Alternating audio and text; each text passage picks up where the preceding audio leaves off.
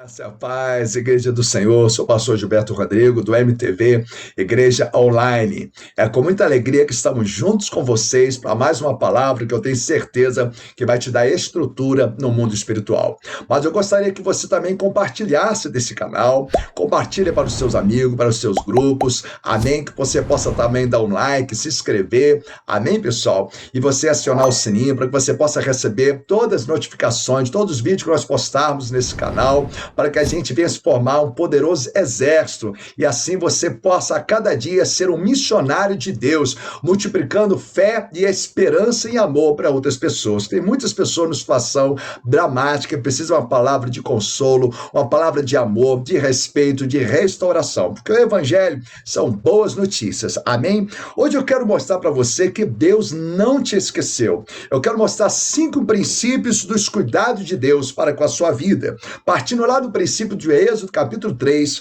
do versículo 7 ao versículo 10. Senhor Deus, eu peço que essa palavra venha produzir grandes resultados, que o teu Espírito Santo venha ampliar e potencializar a nossa visão. Eu peço que a tua graça nos basta, peço perdão de qualquer falha e peço que o Senhor venha produzir grandes resultados através da revelação das Sagradas Escrituras. Em nome do Pai, do Filho e do Espírito Santo. Amém. E graças a Deus. Amém, igreja? Êxodo 3, a partir do versículo 7, diz assim: Disse o Senhor, certamente tenho observado a opressão e a miséria sobre o meu povo no Egito.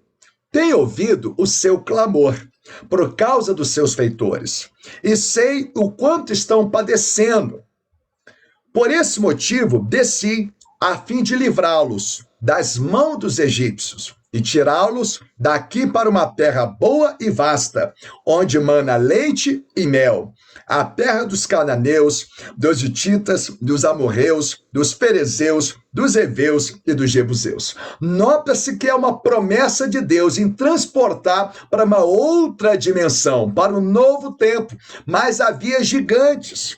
E eu quero falar um pouco sobre esse gigante, não falar especificamente do gigante, mas o gigante que acontece na vida da pessoa quando ela não percebe alguns princípios espirituais. Quais são os princípios espirituais? É quando a pessoa às vezes se sente abandonada. A Bíblia fala que ainda com a mulher que compadece do filho do seu ventre, vem esquecer do seu filho, Deus jamais esquecerá de nós. A primeira coisa que eu quero que você saiba sobre isso, quando Deus ele vai usar Samuel para poder ungir lá um dos filhos de Jessé, o pai lá tinha esquecido de Davi, mas Deus não havia esquecido.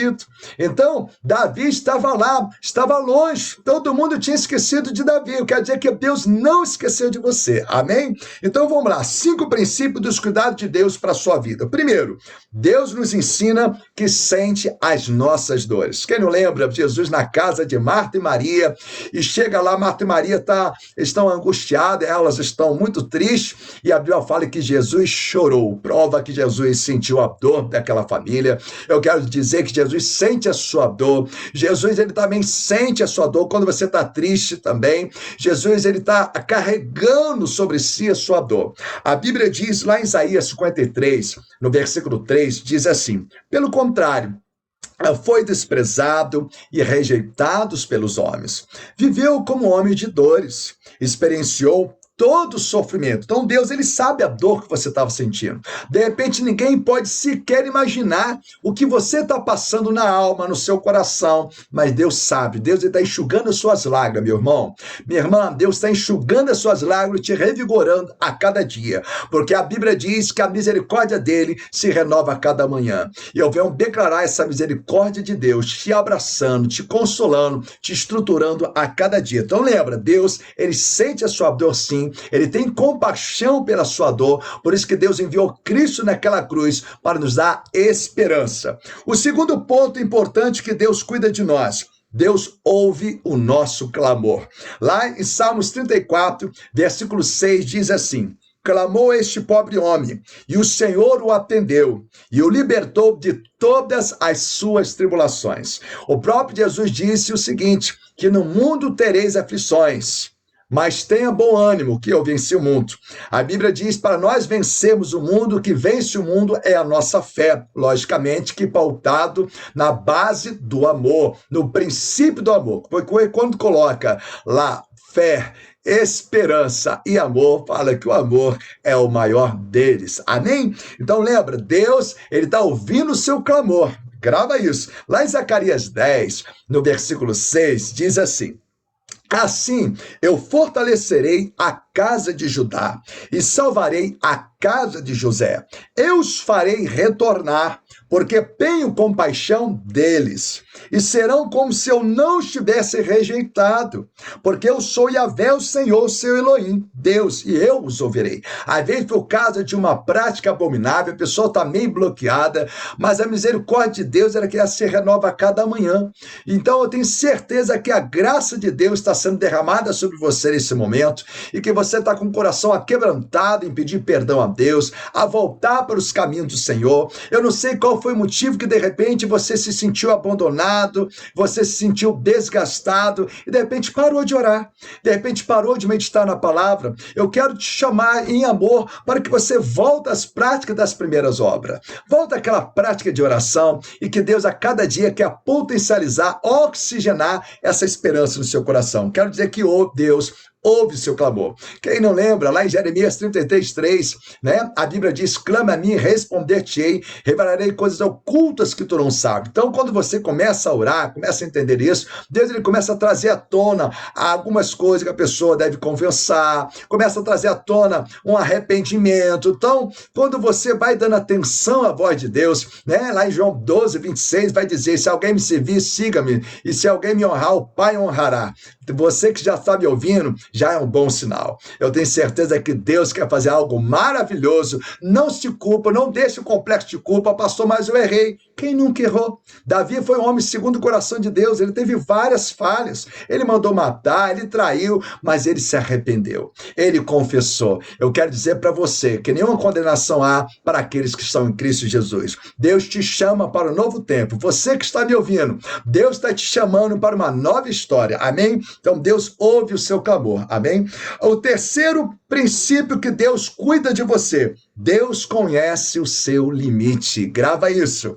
Gênesis 22, versículo 14 diz assim: então Abraão deu lugar àquele lugar o nome de Yahvé Jireh, o Senhor proverá. Então Abraão deu àquele lugar o nome de Yahvé Jireh, né? Jireh, o Senhor proverá. Por isso, até nossos dias se diz: no monte do Senhor se proverá. Quem lembra da história? Deus foi lá, falou assim: Abraão, eu quero sacrifício. Aí tá o filho: pai, tá aí a lenha, né? Tá o cutelo, mas cadê o sacrifício? O que Abraão dizia? Deus proverá. Quando eles subiram, já tinha falado com o moço lá embaixo: ó, subiremos e voltaremos.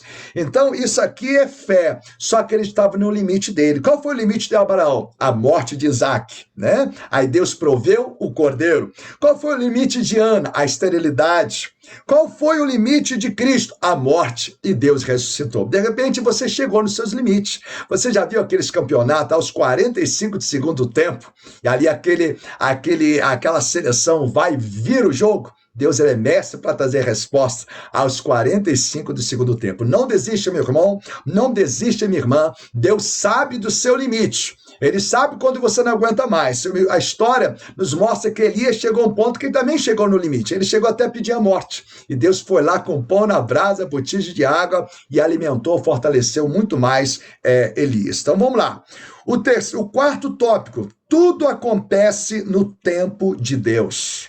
Tudo acontece. Quer ver? A pessoa clama, e a pessoa fala assim: pastor, eu estou rezando, eu estou orando, nada me acontece, quanto mais eu oro, mais assombração aparece. Quem já ouviu falar dessa frase? Deixa eu te dar um detalhe aqui na palavra, muito importante.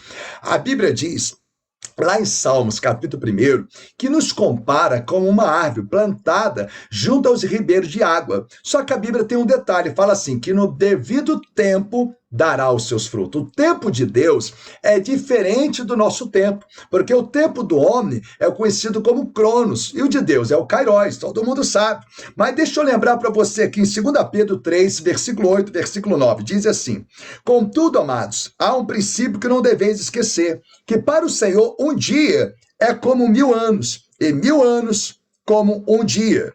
O Senhor não se atrasa em cumprir a sua promessa, como julga alguns. Pelo contrário, ele é extremamente paciente para convosco e não quer que ninguém pereça, mas que todos cheguem ao arrependimento. Então, tudo acontece no tempo de Deus. Então, mais ou menos durou 25 anos para que Deus cumprisse os planos na vida de Abraão, né? Mais ou menos 13 anos na vida de José.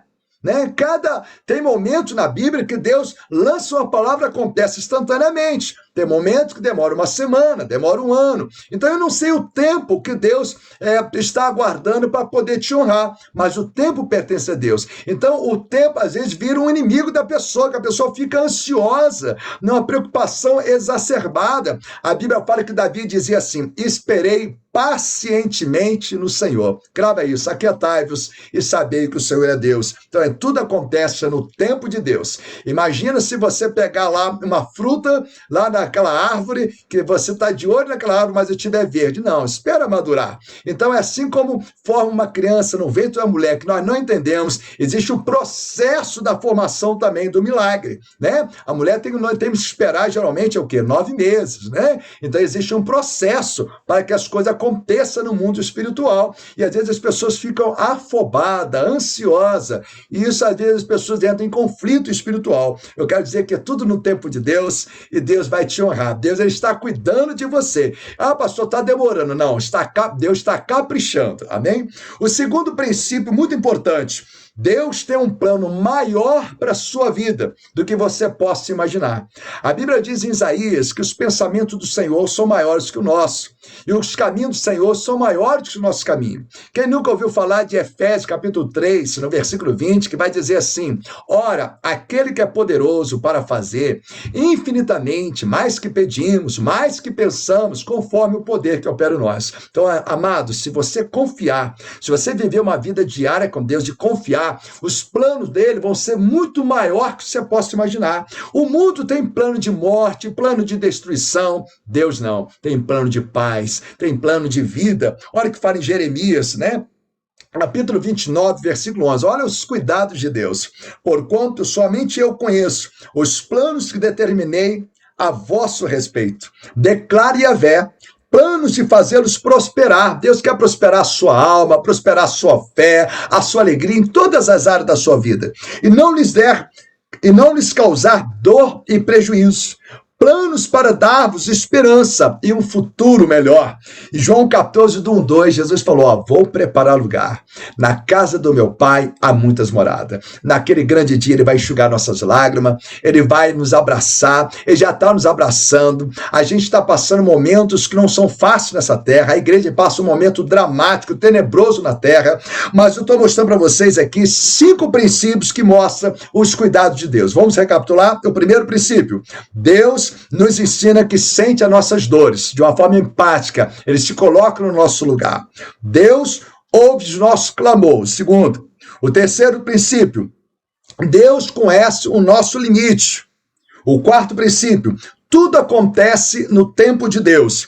E o quinto princípio: Deus tem um plano maior para nossas vidas, plano de paz e não de mal. Então vamos orar e pedir a Deus para consolidar esses cuidados e esse equilíbrio emocional na nossa vida. Pai, muito obrigado, porque o Senhor trouxe aqui alguns avisos, meu Pai, com teus cuidados para com as nossas vidas. Eu peço que essa pessoa que me ouve, meu Pai, venha estar sentindo, meu Pai, essa estrutura, meu Pai, esse zelo do Senhor, e possa, meu Pai, ser alimentado, possa estar sendo, meu Pai, edificado, Senhor. Essa pessoa pode ser sendo, meu Pai, uma pessoa que venha criar raízes e estrutura pelo Senhor. Dá força para essa pessoa prosseguir a sua jornada. Meu Pai, entra, meu Pai, dentro desse lar, meu Pai, aqui representado, para essa pessoa que me ouve. Eu peço, meu Pai, a tua luz resplandeça e que o Senhor possa enxugar as lágrimas dessa pessoa para que ela possa contemplar as maravilhas do Senhor. Te agradeço em nome do Pai, do Filho e do Espírito Santo. Amém. E graças a Deus. Um beijo no coração de todos, em Cristo Jesus.